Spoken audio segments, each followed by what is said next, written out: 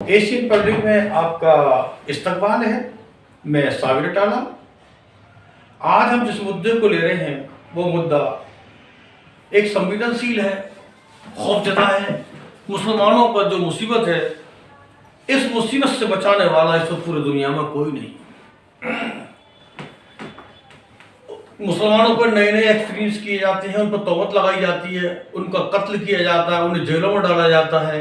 कभी गाय के नाम पर मारा जाता है, कभी बाइक चोरी के थानों में उनकी पिटाई की जाती है, उनके फ्रैक्चर किए जाते हैं। पत्थर जो है कोई दूसरा फेंकता है, मुसलमानों का नाम लगा करके उन्हें जेलों में डाल दिया जाता है। चाहे वो अपने घर पर ही ना हो, फैक्ट्री धंधे कारोबार में गए हों, लेकिन पुलिस उनको पकड़ के लिस्ट पहले बन जाती है। जिनको जेल में डाला जाता है उनकी लिस्ट पहले बन जाती है और उन पर ऐसे ऐसे अत्याचार किए जाते हैं कि लॉकअप में भी उनकी पिटाई की जाती है, लेकिन सजा के नाम पर जीरो। बीजेपी सरकार अत्याचारियों को, कातिलों को, हत्यारों को सजा नहीं देती। कपिल सिब्बल का यह कहना कि भाजपा से मुसलमान डरता नहीं है, यह बयान उनका गलत है। मुसलमान भारत में डर कर रह रहा है, खौफ जदा है। पता नहीं उसकी जान कब चली जाए, कौन उसको मार दे।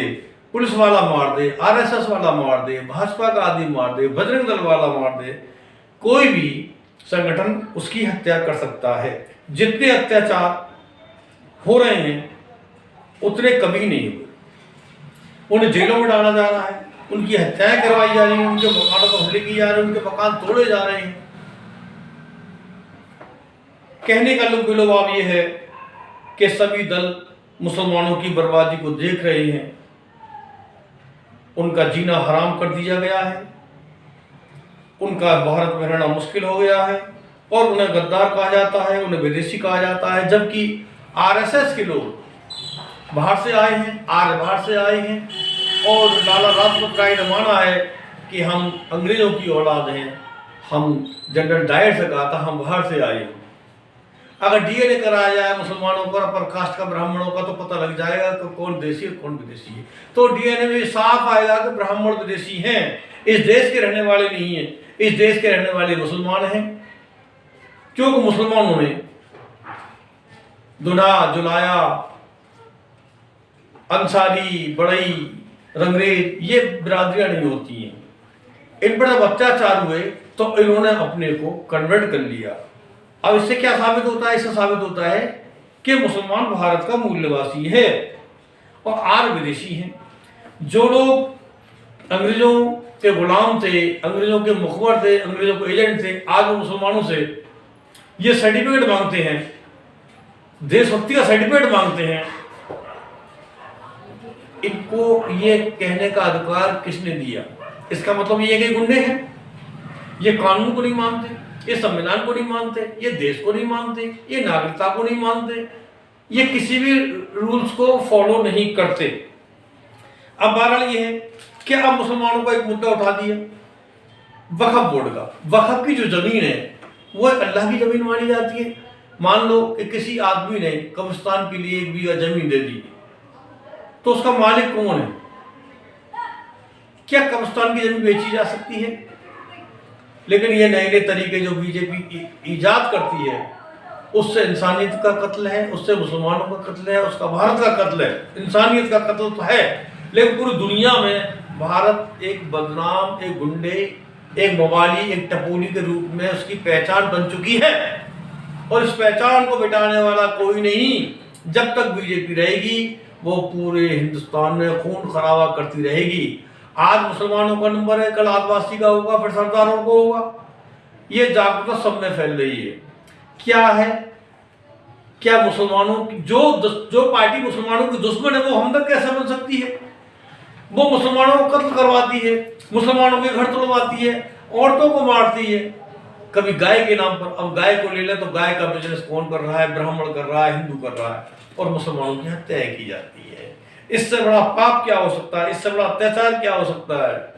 इससे बड़ी गुंडागर्दी क्या हो सकती है? गाय का मीट का बहाना बनाकर कहीं भी किसी को ही मार देते हैं। बजरंग दल के गुंडे, लफंगे गरीब लोगों को पीट पीट कर मार देते हैं। औरतों का रास्ता रोकते हैं, हिजाब की मना करते हैं। जब अगर हिजाब की बात आती है तो हिंदू औरतें पर्दा क्यों करती हैं? वो अपने जेठ और ससुर से पर्दा क्यों करती हैं? वो साड़ी क्यों पहनती हैं? वो लाज लज्जा क्यों रखती हैं? उनको छोटे कपड़े क्यों नहीं पहनाए जाते? उनको शराब क्यों नहीं पीने दी जाती? उनको बेअदब तरीके से क्यों नहीं रहने दिया जाता?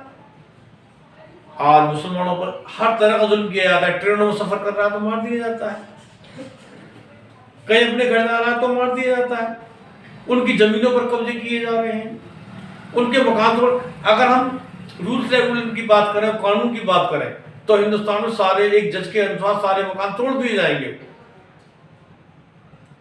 क्या कानून के हिसाब से आरएसएस और भाजपा के लोगों के मकान बने हुए? या हम रजिस्ट्री की जगह तलाश, तो भारत में कितनी जगह है जो निजूल की जगह है, जो अकबर के जमाने में जो अमरूद के खेत थे वो सरकारी जमीन थी। आज उस जमीन पर क्या हिंदू नहीं बसे हुए? आप आगरा में चले जाइए, जब जोधाबाई की कब्र है, वहां सारे हिंदुओं ने, अपर कास्ट के लोगों ने कोठियां बना रखी।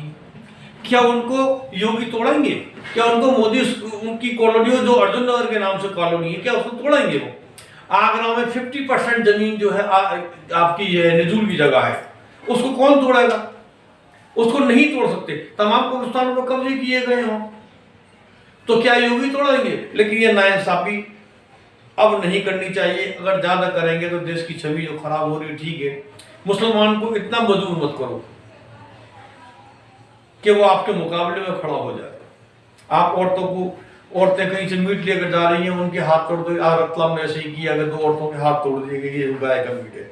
ये इससे बड़ी गुंडागर्दी क्या हो सकती है? आपने एक बिल पास कर लिया जो गैर कानूनी तरीके से आपने लोकसभा में पास किया है, इसको कौन एक्सेप्ट करेगा? कि दुनिया एक्सेप्ट करेगी इसको? कि किसी ने आप किसी की दी हुई जमीन पर किसी ने मंदिर को 10 बीघे खेत दे दिया, तो क्या आप कानून बनाकर क्या मंदिर की जमीन को ले सकते हैं? आप क्या सरदारों के लिए जो जमीन दी है, उनकी बिरादरी के लोगों ने, सरदारों ने, किसी कोई कास्ट दे सकती है, आप छीन लेंगे? किसी ने मस्जिद के लिए जमीन दी, आप छीन लेंगे? तो दोस्तों साथियों, आज इसी मुद्दे पर हमारा बहस करने का है मामला।